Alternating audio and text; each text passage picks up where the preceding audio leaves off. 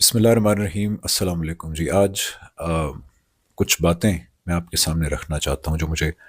شدت سے ضرورت محسوس ہو رہی ہے کہ یہ باتیں کرنے والی ہیں۔ وہ انجینئر محمد علی مرزا صاحب کے اریسٹ سے ریلیٹڈ کچھ باتیں ہیں،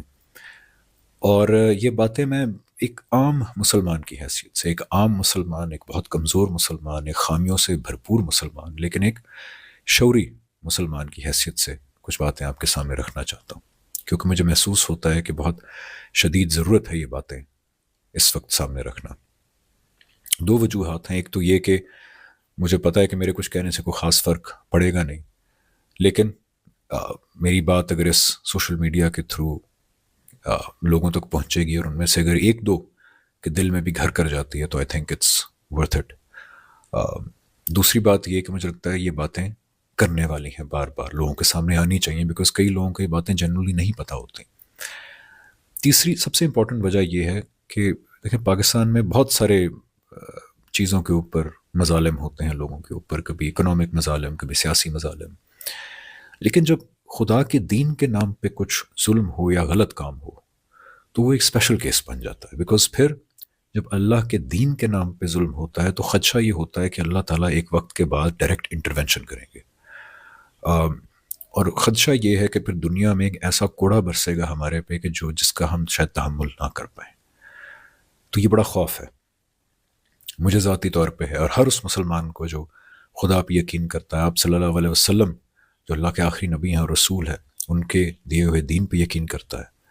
اس کو یہ خدشہ ہونا چاہیے کہ اگر اللہ کے دین کے نام پہ ظلم ہو رہا ہے اور اس کے اوپر بولا نہیں جا رہا تو ہو سکتا ہے کہ پھر اللہ تعالیٰ خود ایکشن لیں۔ اس کے بارے میں ایک اور میں ریزن ہے بات کہنے کا، وہ یہ ہے کہ قیامت کے دن میں جب اپنی تمام کوتاہیوں، کمیوں، کمزوریوں کے ساتھ خدا کے سامنے حاضر ہوں گا، کیونکہ جو بھی ہے بہرحال میں اللہ تعالیٰ کا ماننے والا ہوں، اس کے آخری نبی، اس کے رسول صلی اللہ علیہ وسلم کا ماننے والا ہوں۔ تو جب میں اپنی غلطیوں اور کوتاہیوں اور کمزوریوں سمیت ان کے سامنے حاضر ہوں تو کم از کم میں یہ کہہ سکوں کہ جب مجھے دل کی گہرائیوں سے محسوس ہوا کہ ان کے دین کے بارے میں کوئی بات کرنی چاہیے تو پھر میں نے وہ بات کر دی۔ تو اس خدشے کا میں ازالہ کر رہا ہوں کہ کل جواب دہی ہوئی اور پوچھا گیا تو میں کیا جواب دوں گا۔ اس لیے یہ باتیں کر رہا ہوں۔ اور دوسری بات، خدا را اس بات میں جو باتیں کر رہا ہوں یہ کسی مذہبی جماعت، کسی گروہ کے خلاف نہیں ہے۔ میں سب کی بہت عزت کرتا ہوں، اس کی وجہ یہ ہے کہ چاہے جلالی صاحب ہوں، چاہے سام علیہ ظہیر صاحب یا ان کے بھائی ہوں، چاہے ٹی ایل پی ہو، یہ سارے ان سے اختلاف کیے جا سکتے ہیں، ان سے، ان کی رائے سے، ان کے انداز بیان سے کئی معاملوں میں لگتا ہے کہ یہ ذرا زیادہ جو ہے وہ سخت موقف اپنا رہے ہیں جو اس وقت بنتا نہیں ہے، لیکن بہرحال یہ سب وہ لوگ ہیں کہ جن کی میں دل سے عزت کرتا ہوں، اور آپ کو بھی کرنی چاہیے اختلاف رکھنے کے باوجود، بیکاز دنیا کے اندر بظاہر یہ وہ لوگ ہیں جنہوں نے اپنی زندگیاں خدا کے دین کے لیے ڈیڈیکیٹ کر دی ہیں۔ ان سب کی بڑی خدمات ہیں دین کے لیے۔ میں باقیوں کی مثالیں جیسے ٹی ایل پی کی میں آپ کو مثال دیتا ہوں کہ ان سے بہت سارے اختلاف ہوں گے لیکن ان کے اچھے کام بھی ہیں، جیسے فار ایگزامپل مسجد وزیر خان کے اوپر انہوں نے جو ہے ایک بڑا زبردست سٹینڈ لیا، ابھی اس کے لیے ان کی تمام لیڈرشپ، تمام کارکنان خراج تحسین کے مستحق ہیں کہ مسجدیں جو ہیں وہ صرف عبادت کے لیے استعمال ہونی چاہیے اور کسی مقصد کے لیے نہیں۔ تو اس لیے یہ کسی گروہ کے خلاف میں بات نہیں کر رہا، کسی طبقے کے خلاف بات نہیں کر رہا۔ ہم سب بھائی ہیں، ہم سب انسانیت کے ناطے تو ہیں ہی صحیح بھائی، لیکن سب سے بڑا ناطہ ہمارا یہ ہے کہ آپ بھی مسلمان ہیں، میں بھی مسلمان ہوں۔ ہو سکتا ہے آپ کسی مذہبی جماعت سے ہوں، آپ ہو سکتا ہے میرے سے بہتر مسلمان ہوں، میں کمزور مسلمان ہوں، لیکن بہرحال ہم اسلام کے ناطے سے ایک دوسرے کے بھائی ہیں۔ ہم ایک دوسرے کے ساتھ اختلافات رکھنے کے باوجود محبت اور ہمدردی کا رویہ اختیار کرنا چاہیے۔ ایک دوسرے کی نیتوں پہ، محرکات پہ سوال نہیں اٹھانے چاہیے، محبت اور ہمدردی کے ساتھ آگے بڑھنا چاہیے۔ اسی لیے میں سب کی دل سے عزت کرتا ہوں، وہ ہر انسان جو خدا کے دین کے بارے میں بات کرتا ہے، جو خدا کے دین کی طرف لوگوں کو بلاتا ہے، میں اس کی دل سے عزت کرتا ہوں، چاہے کسی نوعیت کا بھی میرا اختلاف ہو۔ اور یہ جو باتیں کرنے جا رہا ہوں ایک عام انسان کی حیثیت سے میں کرنے جا رہا ہوں، اور میں تمام عام مسلمانوں کو دعوت دیتا ہوں کہ جہاں جہاں میری آواز پہنچ رہی ہے ان باتوں کے بارے میں ذرا صاف دل سے سوچیں، تمام تعصبات کو سائڈ پہ رکھ کے ایک بار ٹھنڈے دماغ سے۔ پہلی گزارش یہ ہے کہ دیکھیں، بلیسمی کے الزامات لگنا، بلیسمی کے مقدمات دائر کرنے کا رجحان پاکستان میں دن بدن بڑھتا جا رہا ہے. اور ہمارے ہاں جو بلاسمی کے بارے میں رائے ہے، جو پاپولر ہے، جو کانسیپٹ ہے، وہ ایون فقہ حنفی کے مطابق بھی ٹھیک نہیں ہے. میں بلاسمی کے معاملے میں جاوید احمد غامدی صاحب کی رائے سے بالکل متفق ہوں کہ وہ ٹھیک کہتے ہیں، لیکن ابھی میں اس بحث میں نہیں ڈلوں گا، بیکاز میں انڈرسٹینڈ کرتا ہوں کہ غامدی صاحب کے بارے میں کئی لوگ کہتے ہیں کہ ان کی رائے ٹھیک ہے، کئی کہتے ہیں غلط ہے. میں فقہ حنفی اس لیے بیان کر رہا ہوں بیکاز اس پہ تمام لوگ متفق ہیں، امام ابو حنیفہ فقہ حنفی. تو اس لیے میں کہتا ہوں کہ چلیں ٹھیک ہے.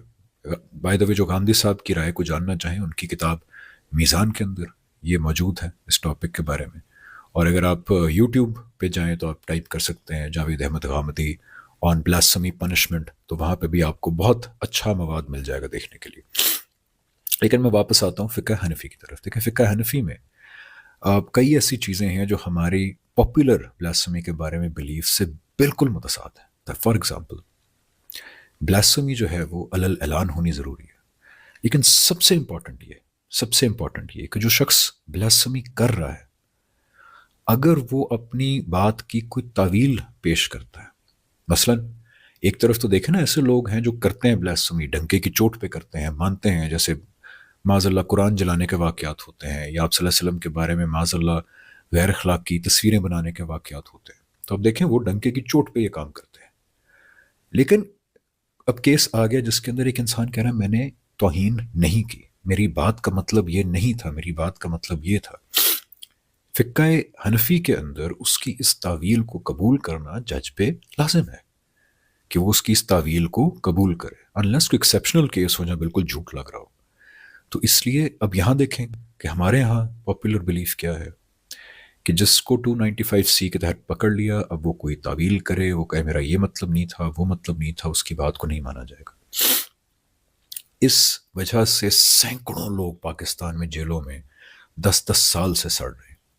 جو یہی بات کہہ رہے ہیں کہ ہماری بات کہنے کا یہ مقصد نہیں تھا، ہم نے توہین نہیں کی.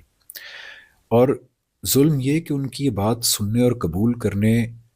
کرنا تو دور کی بات ہے، یہ ڈیمانڈ کیا جاتا ہے کہ ان کو جلد از جلد اگر پھانسی پہ نہ لٹکایا گیا تو کمپلین کی جاتی ہے کہ ادارے 295C پہ عمل درآمد نہیں کر رہے.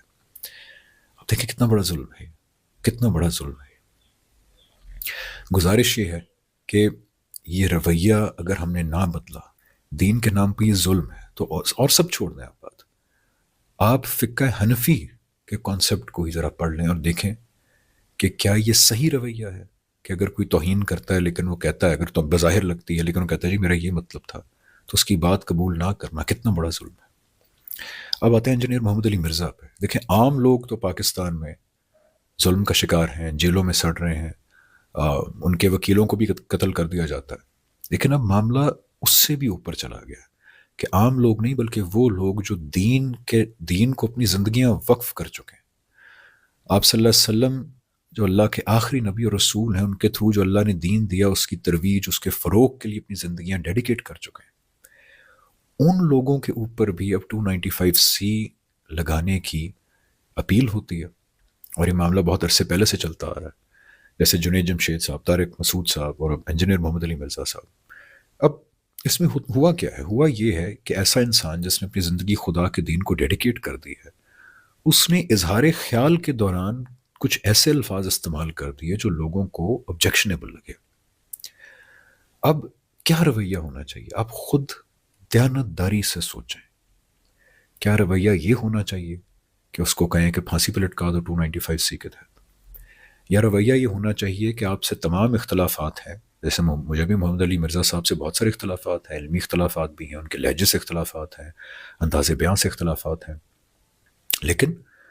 ایسا انسان بہرحال جس نے اللہ کے دین کے نام پہ اپنی زندگی وقف کی ہے، اگر وہ اپنے اظہار خیال کے درمیان کچھ ایسے الفاظ استعمال کرتا ہے جو مناسب نہیں لگتے کئی لوگوں کو، تو کیا یہ رویہ ہونا چاہیے؟ کیا یہ دین کی ٹھیک انٹرپریٹیشن ہے کہ پھانسی میں لٹکا دو گستاخی کے جرم میں؟ یا پھر زیادہ یہ کہ انسان ہمدردی سے یا چلیں غصے سے ہی کہہ دے کہ یار یہ آپ نے صحیح الفاظ استعمال نہیں کیا، آئندہ نہیں کرنے، اور بار بار توجہ دلائے. کیونکہ یہ کیسے ممکن ہے کہ ایک انسان جو اپنی زندگی خدا کے دین کو ڈیڈیکیٹ کر چکا ہے، وہ خدا کی، اس کے رسول صلی اللہ علیہ وسلم کی گستاخی کرے؟ How does that make sense? ذرا خود سوچئے. چلیے اسلام کو ذرا ایک سائڈ پہ رکھیں, میں آپ کو کرسچن پادری کی مثال دیتا ہوں. کیا عقل اس بات کو مانتی ہے کہ ایک پادری ہو جو 40 سال سے جنگلوں میں چلے کاٹ رہا ہے, ان کا جو رہبانیت کا کانسیپٹ ہے, وہ صبح شام بائبل پڑھتا ہے, وہ حضرت عیسیٰ اور بائبل اور کرسچینٹی کو پھیلانے کے لیے اس نے اپنی جان لگا دی ہے, اور اس کے بارے میں ہم کہیں کہ اس نے حضرت عیسیٰ کی گستاخی کر دی یا اس نے بائبل کی توہین کر دی؟ Does that make sense? It doesn't. اگر وہ اپنے اظہار خیال میں کوئی ایسے لفظ استعمال کر دے گا جو ہمیں لگے گا سیمنگلی بائبل کی اس کے اندر مناسب الفاظ نہیں ہے بائبل کے بارے میں, حضرت عیسیٰ کے بارے میں, تو ہم زیادہ زیادہ یہ کہیں گے کہ یار اپنا ذرا الفاظ پہ نظر ثانی کرو, یا آپ نے ٹھیک الفاظ استعمال نہیں کیے, مناسب نہیں ہے. لیکن کہنا کہ اس نے توہین کر دی, پھانسی پہ لٹکائے, تو یہ کسی بھی طرح اخلاقی طور پہ, دینی طور پہ, ریشنلی, انٹلیکچولی صحیح رویہ نہیں ہے, اور یہ بدقسمتی سے بڑھتا جا رہا ہے. اب دیکھیں جنید جمشید صاحب کے ساتھ کیا ہوا. ایک ایسا انسان جس نے جس چیز کو دل سے دین سمجھا, اس کو اپنی زندگی بدل دی اس کے لیے, پھر تبلیغ کے لیے اپنی جی جان لگا دی. ان کو سوچیں 295C بلاسمی ان کے اوپر کہا گیا کہ لاگو کی جائے, ان کو معافی مانگنی پڑی آ کے. طارق مسعود صاحب جو 100 اختلافات صحیح, لیکن بہرحال وہ ایک ایسے انسان ہیں کہ جنہوں نے اپنی زندگی خدا کے دین کی ترویج کے لیے وقف کر دی ہے. اس طرح انجینئر صاحب 100 اختلافات ان سے صحیح, لیکن بہرحال یہ حقیقت ہے کہ ان کو صبح شام قرآن اور حدیث پڑھانے میں گزرتے ہیں. انہوں نے اپنی زندگی اللہ کے دین کو وقف کر دی ہے. تو اس لیے گزارش بس یہ ہے کہ تھوڑا سا سوچئے کہ بلاسفمی کے حوالے سے ہمارے ہاں رویے کتنے غلط ہیں, ان رویوں کے نتیجے میں کتنا فساد اور کتنا ظلم ہو رہا ہے. اور خدشہ یہ ہے اگین, کیونکہ قرآن میں آتا ہے کہ جو پرسیکیوشن ہے, خاص طور پر ریلیجس پرسیکیوشن, اللہ تعالیٰ فرماتے ہیں کہ وہ قتل سے بھی بڑا گناہ ہے. تو اللہ کے دین کے نام پہ اگر یہ چلتا رہا تو آپ دیکھیں کہ دنیا میں پھر اگر اللہ کا کوڑا ہم پہ برس گیا تو شاید ہم تحمل نہ کر سکیں اس کا. اور سب سے بڑی بات یہ کہ ذرا سوچی آخرت کے اندر یہ کہ عین ممکن نہیں ہے کہ جب یہ بات حضور صلی اللہ علیہ وسلم کو پتہ لگے کہ ایسے لوگ جنہوں نے ان کے دین کی ترویج کے لیے اپنی زندگیاں وقف کی تھیں, ان سے 100 اختلافات صحیح, لیکن انہوں نے انداز بیان میں کچھ غیر مناسب الفاظ بول دیے, تو آپ نے کہا کہ ان کو پھانسی پہ چڑھا دو. تو یہ عین ممکن ہے کہ حضور صلی اللہ علیہ وسلم قیامت کے دن سب سے زیادہ غضبناک ہوں اس بات کے اوپر, اور پھر اللہ تعالیٰ کا غضب وہ تو برداشت کرنے کے لائق نہیں ہے. گزارش یہ ہے کہ بس جو میں باتیں کہہ رہا ہوں وہ ایک عام کمزور مسلمان کی حیثیت سے, لیکن ایک بھائی کی حیثیت سے پلیز ذرا سنیے گا, اور ذرا تھوڑی دیر کے لیے ٹھنڈے دماغ سے تعصبات کو سائڈ پہ رکھ کے سنیے گا. یہ رویے اگر چلتے رہے تو میں ڈرتا ہوں اس دن سے کہ اللہ تعالیٰ کا کوڑا چلنا پڑے ہمارے پہ. تھینک یو سو مچ. ان کے لہجے سے آپ اختلاف کر سکتے ہیں, ان کے انداز بیان سے اختلاف کر سکتے ہیں,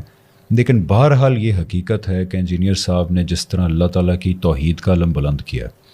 جو ہمارے ہاں خاص طور پہ سب کانٹیننٹ کے اندر غیر اللہ کو بہت زیادہ اہمیت دی جا رہی تھی,